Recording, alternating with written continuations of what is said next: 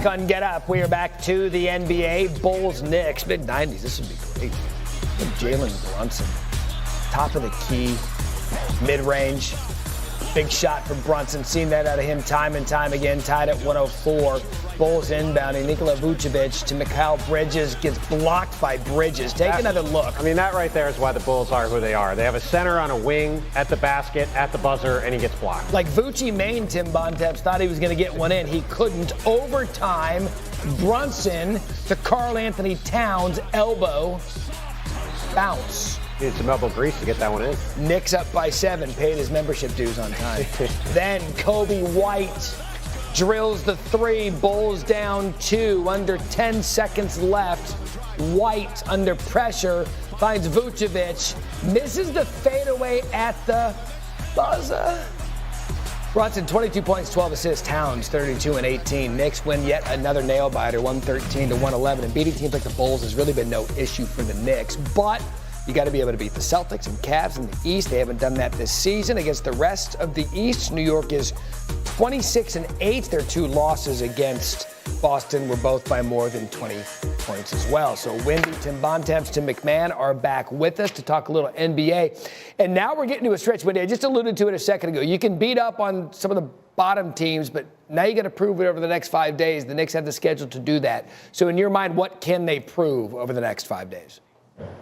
By the way, classic Bontemps there, focusing on the Bull guy missing as opposed to Mikal Bridges having arguably the defensive play of the year so far, but that's okay. That's who our guy is. So good news and bad news for the Knicks. Look, they are playing great. They have won 8 out of 10. Karl Towns and Jalen Brunson are a perfect combination offensively.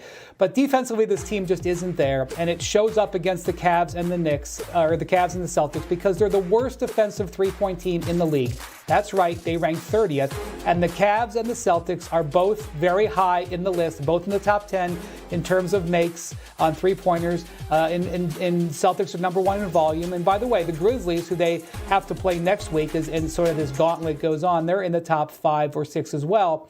And the big challenge, though, for the Knicks is health. Josh Hart is out last night with a sore knee. We'll see if OG Anunoby or Mitchell Robinson can play this weekend. I'm going to give them the opportunity to see their full team together before I judge them, but their defense is going to maybe hold them back against these top teams. All right, so Tim Bontemps, you heard it there. There's health issues, there's defensive issues with this team. So let's just assume the Knicks are at the height of their powers. Can they beat the Celtics or Cavs?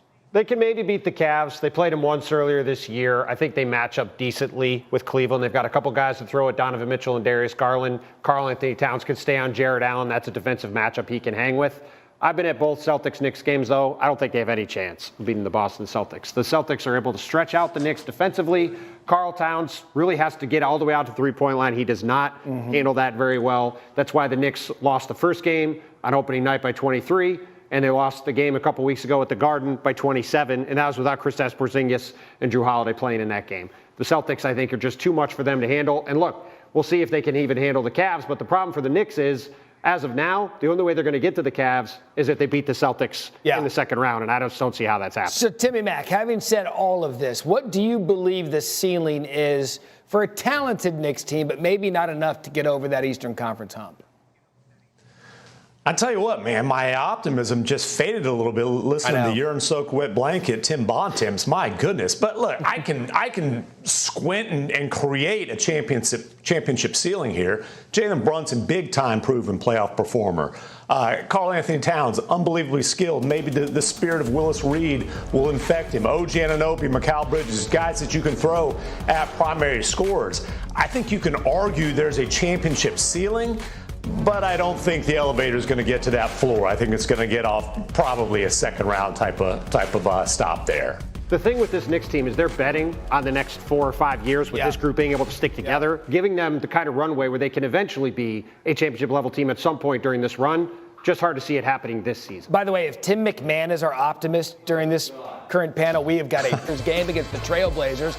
It was all LeBron. There was no Luka Doncic coming off a back-to-back from the night before. Under 8 minutes left in the second. Lakers lead. Find James. Why not?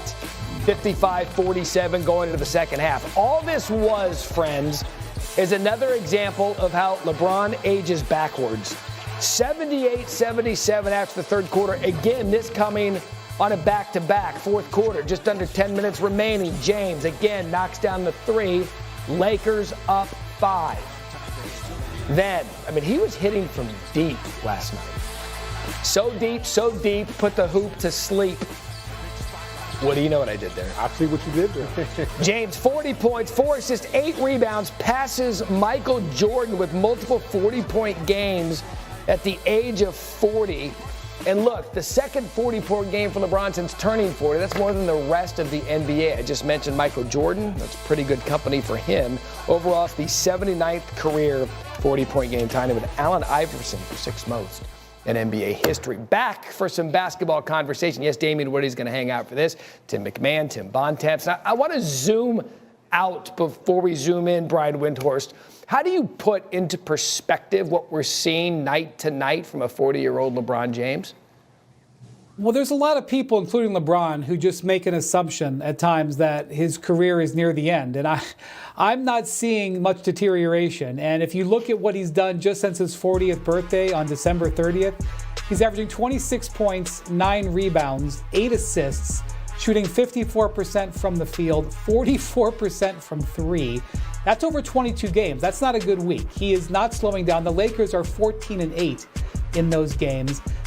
He has been absolutely awesome since his 40th birthday. And look, I know Luka is the story of the Lakers both now and into the future, but LeBron is also playing fantastic basketball. We should recognize that as well. Yeah, he showed it again last night. It's funny he mentioned that, Tim Bontemps, when we look into the future of the Luka trade, but we are all going to focus on the present because it was just done. People think maybe this could be the catalyst to put them on a run. But why is that the wrong way to look at the Luka-LeBron situation right now, which is in the present? Well, you look at this team, and they've got Luka Doncic, LeBron James, and Austin Reeves, all guys who need to have the ball together to be successful, right? And you have 3 guys who need to have the ball that much. There's going to be diminishing returns. That's why we've seen when one of those guys isn't playing, the other 2 look really good, right? Because ultimately, it's hard to have all of 3 of them firing on all cylinders all at the same time.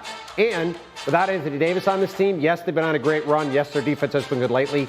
I just don't see this team being able to play at the level defensively with this unbalanced roster to be able to be a real championship caliber team, despite the fact that LeBron still looks like a top 10 or whatever player in the league, and Luka Doncic is great, and Austin Reeves is good. There's just too much of an unbalanced nature to this team. Yeah, and look, we believe that this trade in the long run, Tim McMahon, is going to work out much better for the Lakers. Luka, 25 years old, still entering the prime of his career. And you've covered his career for the entire time. How well do you think he'll quickly be able to expect to assimilate with LeBron and the Lakers and really his role with this team, big picture? Yeah, we saw Luka go through something similar a couple years ago when the Mavericks traded for Kyrie midseason. And really the mistakes that they made, or they deferred too much to each other. Also, the supporting cast was terrible. They were still a very good offensive team. Look, Luka and LeBron, these are 2 of the best basketball minds of all time. They will figure things out. One thing LeBron figured out real quick, if he runs, Luka's the best look-ahead passer in the league. You can expect to see a lot of that. How long is this going to take to really start cooking, though? That depends on when Luka Doncic gets back to being at the level that we've been accustomed to seeing from him. This is basically an early preseason stage for him, coming off the 4th calf strain he's had in a 2.5-year span, the longest absence that he's had. It's going to take him a little while to get his legs under him. Once that happens, the fit with LeBron will not be the problem for the Lakers. Yeah, and look, they've only been on the court together just 3 times. They're 1-2 with Luka Doncic on the court. So you're wondering, when are we going to be able to see this chemistry form itself in the back half of the season? I love that Woody's here because I want to get a fan's perspective, right? You're going to be the voice of the Lakers fan. Big picture, it hasn't been great since Luka, but LeBron still looks good. What are you feeling as the resident Lakers fan here on the set? That we're on 2 different timelines. You know, when you make, that was the first thing I thought about when they made the trade for Luka Doncic. It's like, okay, we have the here and now with LeBron, but clearly as a resident Lakers fan, we always want a star in Los Angeles. We have that in Luka Doncic. I don't even think the Lakers are contenders with how they're currently constructed right now. They're too small. They don't have any type of interior presence. And then I question, multiple guys are ball-dominant type of guys. How is that going to work out? So I don't think they're in a Western Conference with the OKCs, the Denver Nuggets. I don't see the Lakers coming out of that. I think my biggest thing from this whole, post-trade is, how much can Luka Doncic learn from LeBron as far as how to take care of yourself? Sure. I think that's the biggest thing. I mean, we're talking about one of the best players that I've ever seen in Luka Doncic, but he could self-sabotage himself by his conditioning. How is he going to do that, and how are the Lakers going to be able to surround Luka Doncic post-LeBron when he eventually, I don't know when it's going to happen, but when he eventually moves on? There is so much green juice and, like, gluten-free food in L.A. I think he's going to be fine. Like, there's a juice bar around every corner in L.A. I think in terms of getting physically fit, he'll be fine. But not the same can be said for the Spurs yesterday as they announced that their star Victor Wembanyama, he's going to be shut down for the remainder of the season because of a deep vein thrombosis in his right shoulder, which is a form of a blood clot. The Spurs remain optimistic that Wembanyama will make a full recovery by the beginning of next season. So we'll talk about the impact of Wemby's injury in a minute, but let's first talk about him through his first couple of games. And Wendy, how would you frame Wemby's first, let's say, 1.5 seasons in the league? Yeah, it's still disappointing to talk about his second season being over, but that is the case. And this is a guy who came into the league with enormous expectations, arguably the biggest since LeBron. And, you know, the last guy who kind of had the highest expectations of anybody since LeBron James. He's met them and probably exceeded them. That's what we're talking about with the ability he has already shown on the court. And you're looking at a guy who, at this point, he's 21 years old. He's scratching the surface of who he can be.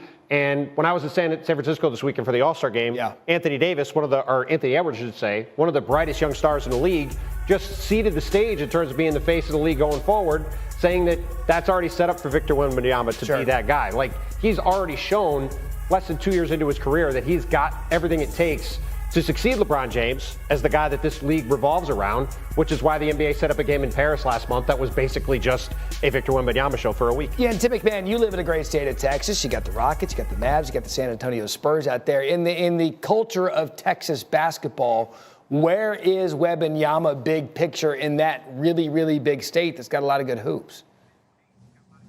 I mean, he's got a chance to be right up there with the Dirk Nowitzkis, with the Hakeem Olajuwons. He's got a chance to be maybe the best player ever to play in this great state. But you got to be patient. It's going to take a little bit of time. Obviously, this is a setback. He's going to have to get his nose blooded a little bit in the playoffs, and the guys around him are going to have to grow with him. The Stephon Castles, whoever they get, maybe 2 guys that they get in this year's lottery. But the Spurs are on the path to contention. I just don't think it will be on Wemby's rookie contract. Wendy, quickly, he mentioned the lottery. What might this do for the Spurs draft position? Well, right now they've got the 10th highest lottery odds. I know that there's an instantaneous concept that they would sort of tank. I don't think they're really going to go back that far because they just traded for De'Aaron Fox. They have some other good players. But between their pick and they have the Atlanta Hawks unprotected pick, they're going to have 2 bites at the apple to get into that top 4. And if they do, look out. This is a loaded draft at the top. They have Wemby. My God, if they get another high pick.